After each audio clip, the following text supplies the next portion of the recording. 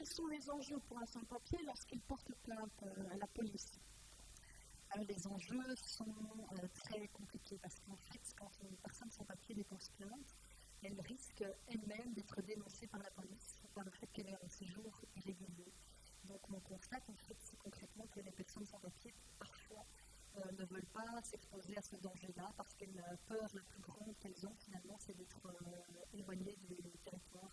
belge. Quelle est en général la réaction de la police lorsqu'un sans-papier vient pour porter plainte, par exemple pour violence conjugale? Comment est-ce que ça se passe en général?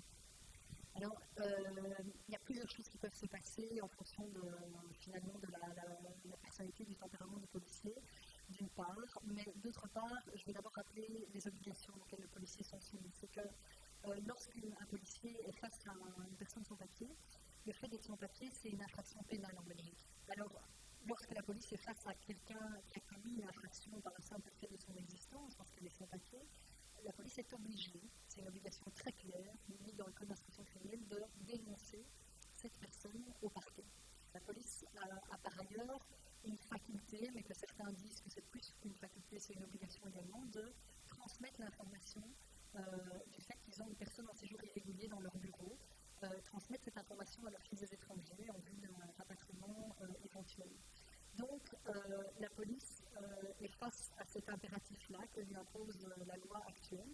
Mais à côté de cela, la police a aussi une obligation très claire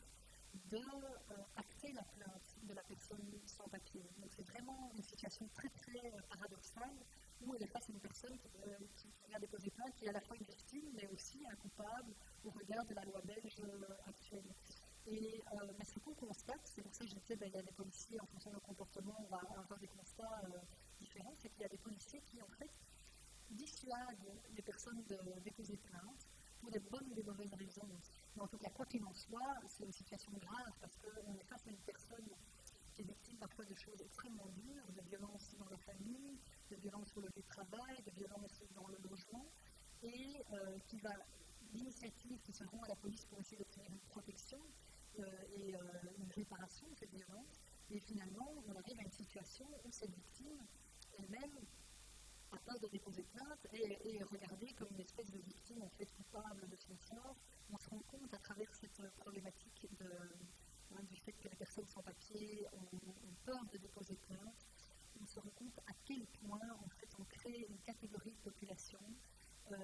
qui est sujette à toutes les exploitations, qui est sujette effectivement, qui craint, comme je disais, les mesures de représailles de tous les gens qui n'ont aucun scrupule. Et donc, je trouve que travailler cette question, réfléchir cette question, permet justement de revenir aux sources de ce qui fait qu'on se respecte les uns les autres et de revenir aux sources du fait qu'aujourd'hui, parce qu'on a créé des catégories comme le national et l'étranger, et puis parmi l'étranger européen, l'étranger sans papier, l'étranger réfugié, reconnu et plus légitime que les autres, c'est qu'on a créé une strate de statut administratif qui finalement déteint sur l'esprit des gens et que dans l'esprit des gens, c'est comme s'il y avait des individus valables et d'autres qui l'étaient quand même un petit peu moins. Alors on peut avoir l'impression que je dis un lieu commun, mais je pense que c'est